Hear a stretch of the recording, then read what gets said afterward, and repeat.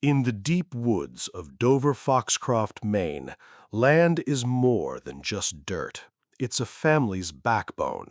My name is Gabriel. I've lived on this ridge for 35 years in a house built by my father and reinforced by me against 3 decades of Maine winters that would break a lesser man's spirit. Out here, the air usually smells of fresh-cut cedar, wood smoke, and the damp earth that follows a spring thaw. We have a saying up here, live and let live, but don't touch a man's woodpile or his property line. I was sitting on my back porch on a crisp Tuesday morning in October, nursing a mug of coffee so strong it could dissolve a penny. The morning mist was clinging to the red maples, and a pair of bald eagles were circling the Piscataquis River below. It was peaceful. It was the kind of morning where you feel like the world is exactly where it's supposed to be. Then I heard it. The guttural, rhythmic roar of a heavy-duty diesel engine. Not a truck passing by, but something sitting idle. Then the sharp, metallic bang, bang, bang of a nail gun echoing through the trees. It was coming from the edge of my lot, right near the old stone wall that had marked my northern boundary since the 1920s. I walked down the slope, my boots crunching on fallen pine needles. Incidentally, I noticed a fresh set of stakes driven into the earth, bright orange ribbons fluttering in the wind. But they weren't on the stone wall. They were 6 feet inside it, on my side. Standing there was Caleb. Caleb moved here from Boston about 2 years ago. He's the kind of guy who wears a $300 designer outdoor jacket but doesn't know which end of a chainsaw to hold. He bought the cabin next door as a getaway, but he spent most of his time trying to turn the Maine wilderness into a gated community aesthetic. "Morning, Caleb," I said, leaning against a birch tree. "Doing some building?" Caleb didn't look up from his tablet. He was wearing those mirrored sunglasses that make a person look like they're trying to hide a lie. "Morning, Gabe. Yeah, putting in a new garage. 2-bay, heated, the works. I need a place for the ATVs and the snowmobiles. The contractor says we start framing today." I looked at the orange stakes. Then I looked at the stone wall. "Caleb, those stakes are about 6 feet over. That wall is the line. Always has been." Caleb finally looked at me, giving me that smug, clinical smile that people from the city save for quaint locals. "Gabe, I had a guy look at the tax maps on the county website. According to the digital overlay, my lot expands slightly into this ridge. The stone wall is just landscaping. It's not the legal boundary. I'm just claiming what the map says is mine." I took a slow sip of my coffee. Digital overlays aren't deeds, Caleb, and tax maps have a disclaimer at the bottom for a reason. You're building your foundation on my grass. "Well," he shrugged, turning his back to me to talk to his crew. "I've got the lumber, I've got the crew, and I've got the map. If you have a problem, Gabe, I suggest you get a lawyer. In the meantime, we're pouring concrete at noon." I stood there for a long minute, watching the contractor, a guy who looked like he'd rather be anywhere else, start digging a trench.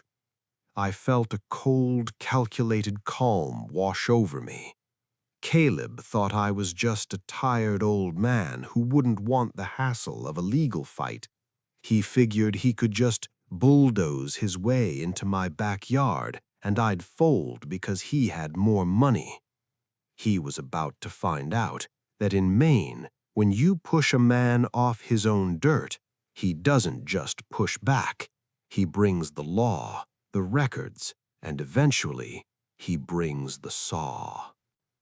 To understand Caleb, you have to understand the modern equity bro mindset. Caleb didn't see the Maine woods as a home, he saw it as an asset class. He'd spent the last year complaining to the town about the aesthetic inconsistency of my old woodshed. He'd even sent me a formal letter asking if I'd consider selling the northern sliver of my lot so he could have a better view of the river. I told him no. I told him that sliver was where my grandkids caught their first frogs. When I said no, Caleb decided he didn't need to buy it, he'd just take it. By Thursday, the garage was more than just a trench. It was a skeleton of fresh pine. The structure was massive, 30 feet long, and nearly a third of it was sitting squarely on my land. Every time I stepped outside, I'd see his crew laughing, blasting pop music, and leaving soda cans on my side of the line. I tried one more time to be the good neighbor. I went over with a copy of my original 1986 survey. Caleb, look at the meets and bounds. It clearly states the line follows the meridian of the stone wall. If you finish this garage, the city will never certify it. Caleb didn't even look at the paper. He was busy revving his brand new Polaris ATV. Gabe, I told you, my map says different. Besides, it's only a few feet. What are you going to do with that dirt anyway? Grow more pine needles? You're being notoriously hostile about a minor issue. Let it go. Hostile, I whispered. In property law, hostile use is a requirement for adverse possession. Caleb was using my own language against me. He figured if he kept the garage there long enough, and I didn't stop him, he could eventually claim the land was his through a quiet title action. He was a bully with a law degree in his back pocket. By Saturday, the roof was going on. It was a beautiful structure, honestly. Dark gray shingles, high-end siding. It looked expensive. It looked permanent. And that was the mistake Caleb made. He thought permanence was a shield. I saw Susan, his wife, taking photos of the progress. She was posting to her Maine Life Instagram account, talking about their new sanctuary. I saw a post on the Dover Foxcroft Community Facebook group where she bragged about reclaiming the ridge from dilapidated neighbor structures. The comments were a bloodbath. About time someone cleaned up that edge, posted one of her friends from the city. Gabe has lived there forever. He's just bitter about the progress, another added. I was being shamed on Nextdoor and Facebook for defending my own family's land. Caleb was winning the social war. He was the visionary, and I was the old grump. I went back inside my house, sat at my desk and looked at the photo of my father standing by that stone wall in 1974. I realized then that I wasn't just fighting for 6 feet of dirt. I was fighting for the integrity of every handshake and every deed in this town. Caleb wanted a war of equity. I was going to give him a war of evidence. I called a woman I hadn't spoken to in years, Sarah Jenkins. Sarah was a property lawyer in Bangor who specialized in what we call chain of title forensics. Sarah, I said, I've got a guy building a garage on my lot. He's finished the roof. Has he poured the slab? Asked Sarah. Aya, concrete is bone dry. Perfect, Sarah said, and I could hear her sharp grin over the phone. Don't stop him. Let him finish the siding. Let him install the garage doors. Let him spend every penny of that $40,000 budget. Because in the state of Maine, the more permanent the encroachment, the higher the damages for slander of title. And Gabe, I'm sending a surveyor out tomorrow, a real one, not a digital overlay. On Monday morning, I didn't go to work at the mill. I drove 30 miles to the Piscataquis County Registry of Deeds. If you've never been to a Maine records office, it's where the truth goes to hide under a layer of dust and the smell of old parchment. I spent 4 hours in a room with no windows, sitting at a computer terminal that looked like it belonged in 1994. I wasn't just looking for my deed, I was looking for the master plat of the original Dover Tracts. I found the 1922 land survey. The handwriting was elegant, looped ink on vellum. I read every line of the metes and bounds, those confusing descriptions of north 42 degrees east for 150 feet to an iron pipe near the maple grove. Then I pulled Caleb's lot history. Here's the thing about Caleb's digital map argument. He was lying, or he was incredibly stupid. I found the tax records from 2018.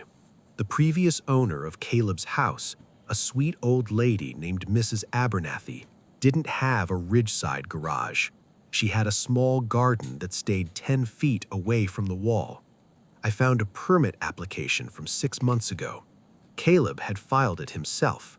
He'd applied for an accessory structure, but in the drawing he submitted to the town of Dover-Foxcroft, he'd conveniently omitted the actual property line. He'd drawn his garage 5 feet further north than he actually built it. He hadn't just inherited an encroachment, he'd fabricated it on paper to get the permit, then built it where he wanted. I felt a surge of adrenaline that was better than any cup of coffee. Caleb had committed what the law calls willful encroachment. And because he'd lied on his permit application, he'd committed a fraud against the town zoning board. But I needed the killing blow. I needed to know about the easements. I dug through the 1954 utility records. In these rural areas, there are often implied easements for drainage. I found a document signed by the original ridge owners. It stated that the ridgeline, specifically the area where the stone wall stood, was a designated riparian buffer and municipal drainage path. This meant that under no circumstances could anyone build a permanent weighted structure, like a concrete garage slab, within 15 feet of that stone wall. It was meant to prevent the Piscataquis River from eroding the ridge during the spring floods. Caleb's garage wasn't just on my land, it was a direct violation of the Maine Shoreland Zoning Act. It was an environmental hazard. I sat back in my chair, the dim fluorescent lights of the records room humming above me. I felt like a detective who had just found the murder weapon. Caleb thought he was playing a game of bigger asset. He didn't realize he was playing a game of hydraulic pressure. I walked over to the copier and made 3 sets of everything: the 1922 master plat, the 1954 drainage easement, Caleb's fraudulent 2021 permit application, the Maine Shoreland Zoning Guidelines. As I walked out into the cold Maine air, I saw a notification on my phone. It was from Yahoo Lifestyle. Sarah had been busy. The headline read, "Suburban land grab in the Northwoods, neighbors battle over ridgeline encroachment." Caleb's name wasn't in it yet, but the modern 2-bay garage was mentioned. I saw a comment on the thread from Board Panda. Imagine spending $40K to build a garage on someone else's land. That's a bold move, Cotton. Let's see if it pays off for him. I smiled. A slow, cold Maine smile. Caleb was using the court of public opinion to shame me. He wanted the neighborhood to hate me so I'd feel guilty and sign an easement. He didn't realize that in the suburbs, the only thing people hate more than a grumpy local is a neighbor whose illegal construction makes everyone's property insurance go up. I drove straight to Sarah's office. I laid the documents on her mahogany desk. Sarah read through the riparian buffer clause and then looked at the fraudulent permit. She leaned back in her leather chair and let out a long, low whistle.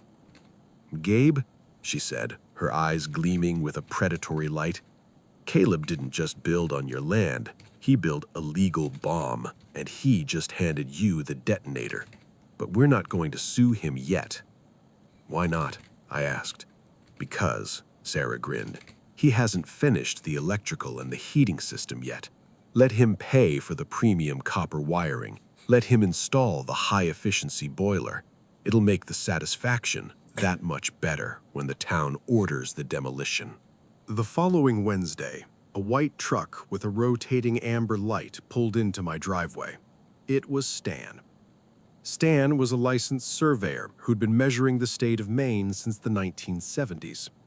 He looked like he'd been carved out of a piece of granite and dressed in a neon yellow safety vest. "Neighbor trouble?" Stan asked, his voice as dry as a desert. "Yeah," I said. "Garage on the line." Stan didn't say another word. He grabbed a metal detector and a GPS transit. For the next 5 hours, I watched a master at work. Stan didn't just look for stakes, he dug. He used a small trowel to clear 3 feet of dirt near the oak grove until he heard a high-pitched beep from his machine. He brushed away the soil to reveal a rusted, square iron pin, the original 1922 corner marker. "There's your truth, Gabe," Stan said. He stretched a neon pink string from that pin to the one at the river edge. The string didn't just touch Caleb's garage. It sliced right through the middle of the side door. It cut the second bay of the garage in half. "He's 6 feet 4 inches into your lot, and he's cleared the riparian buffer by another 10 feet. This structure is a legal ghost. It shouldn't exist." Caleb came running out of his house then, his fleece jacket half-zipped. "What are you doing? I told you, Gabe, stay off my side." Stan didn't even look up from his clipboard. "Son, I'm a state licensed surveyor. If you touch Y equipment, it's a felony. And if you're looking for your side, you'll find it about 6 feet behind that pink string. You might want to stop the electrician. He's currently wiring a building that belongs to Mr. Gabriel here." Caleb's face went from tanned to a sickly pale gray. "That's impossible. My map." "Your map is a Pinterest board, Caleb." I leaned against my truck. "Stan here just found the iron pins. The deed is recorded. The survey is certified. You've got 48 hours to figure out how you're going to get your garage off my ridge." Caleb looked at the pink string. He looked at his $40,000 investment. Then he looked at the surveyor's truck. He realized for the first time that he wasn't the king of the mountain. He was just a trespasser in a designer jacket. The rest of the week was a masterclass in psychological warfare. Every time I saw Caleb, I didn't scowl. I didn't mention the survey. I actually waved. I even stopped by the ridge on Friday morning while he was directing a crew of guys installing the heating system. "High efficiency, Caleb?" I asked, my voice as sweet as Maine maple syrup. "High-end, Gabe," he said, trying to regain his smugness, though his hands were shaking. "It's a $5,000 boiler. This garage is going to be warmer than most people's living rooms." "It looks very expensive," I said, nodding. "I'm sure it'll be a permanent addition to the property line." I went back inside and called Sarah. "The trap is set. He's installing the heating system today. He's fully committed." "Good," Sarah said. "I've already sent the FOIA request to the Dover town manager. They're sending an inspector out on Monday at 9 a.m. And, Gabe, I also contacted a reporter at Newsweek. They're doing a series on city money versus country deeds. They're very interested in the fraudulent permit aspect." The social pressure was about to flip. That evening, I did something I hadn't done in years. I logged in to Nextdoor. I didn't argue with Susan's post about bitter neighbors. I simply posted a photo of the original 1922 master plat and the neon pink string slicing through the garage. I wrote, "I love our Maine heritage, and I love the safety of our ridge. That's why I was so concerned to find that the 1954 municipal drainage easement, the one that prevents our street from washing away during the spring runoff, is currently being blocked by a structure built without environmental variances. We all want ATVs, but I think we all want to keep our houses from sliding into the Piscataquis River even more. The shift was instantaneous. The people who had been calling me a bitter old man suddenly remembered the 3 feet of water they had in their yards during the 2019 flood. "Wait, is that why the ridge looks so unstable this year?" one neighbor asked. "If that garage causes a mudslide, our insurance rates go up. Why did Caleb build there?" another added. By Friday morning, Caleb's sanctuary post was buried under a mountain of concerned comments. People weren't looking at his modern aesthetic anymore. They were looking at his garage like it was a ticking bomb. Caleb was frantic. I could see him through the window, pacing his deck, his phone glued to his ear. He'd realized that I hadn't just attacked his garage, I'd attacked his reputation as a smart investor. But the best part was yet to come. Friday afternoon, the siding crew finished. The garage was beautiful. It shone in the main sun like a polished jewel. Caleb stood there with a glass of scotch, looking at it with a mix of pride and desperation. He thought that by making it look finished, he'd made it legal.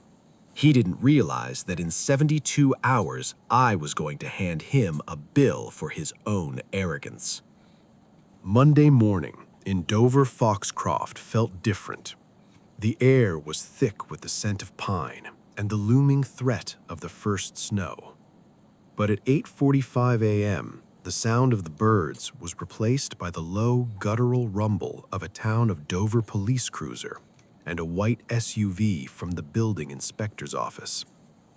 I was standing on my front porch with Sarah Jenkins. I saw the building inspector, a man named Miller, step out. He looked like he'd spent 30 years smelling cement and had zero patience for Caleb's equity bro excuses. They didn't park at my house. They parked right on the orange line.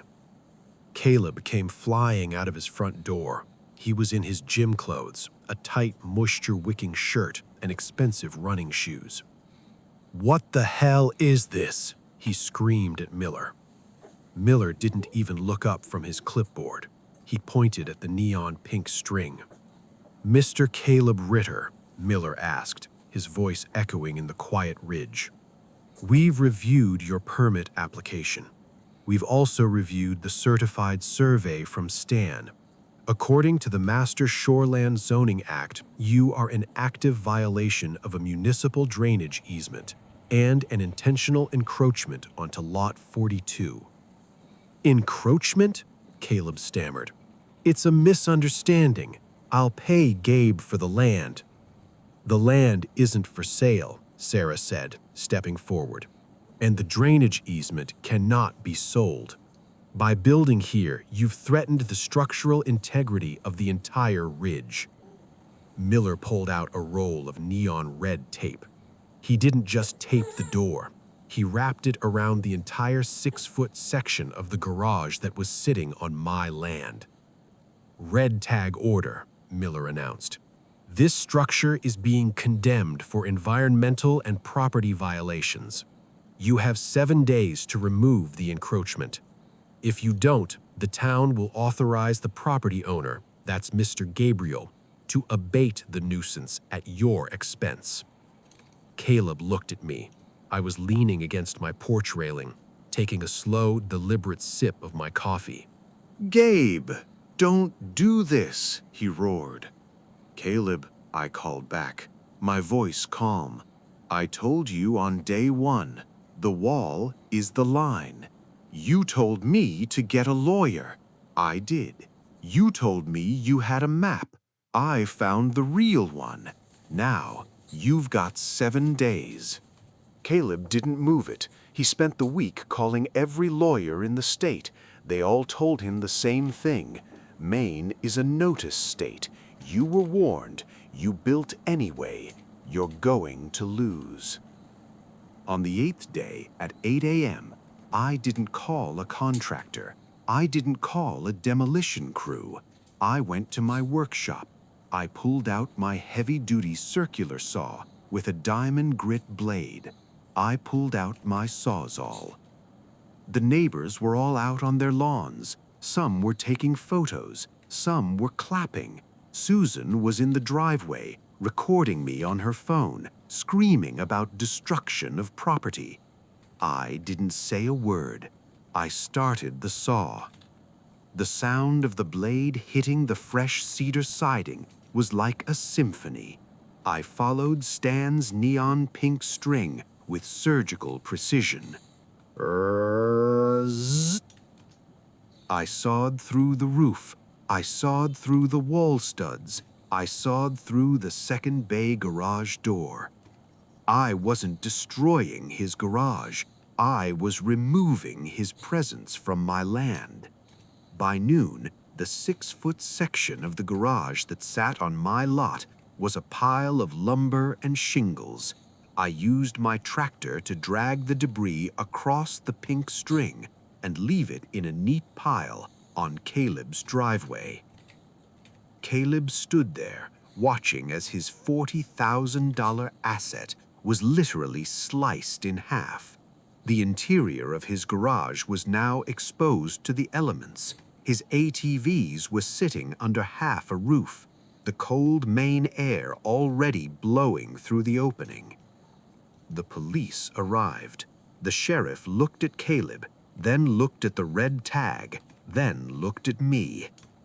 "Everything okay here, Gabe?" the sheriff asked. "Aya," I said, wiping the sawdust from my shirt. "Just abating a nuisance as per the town order. The debris is back on his side." The sheriff turned to Caleb.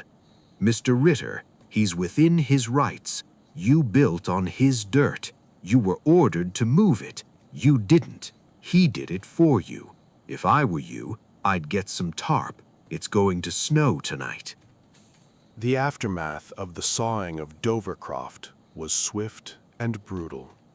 The next morning, Sarah filed a judicial lien against Caleb's property for slander of title, legal fees, and the cost of the ridge restoration.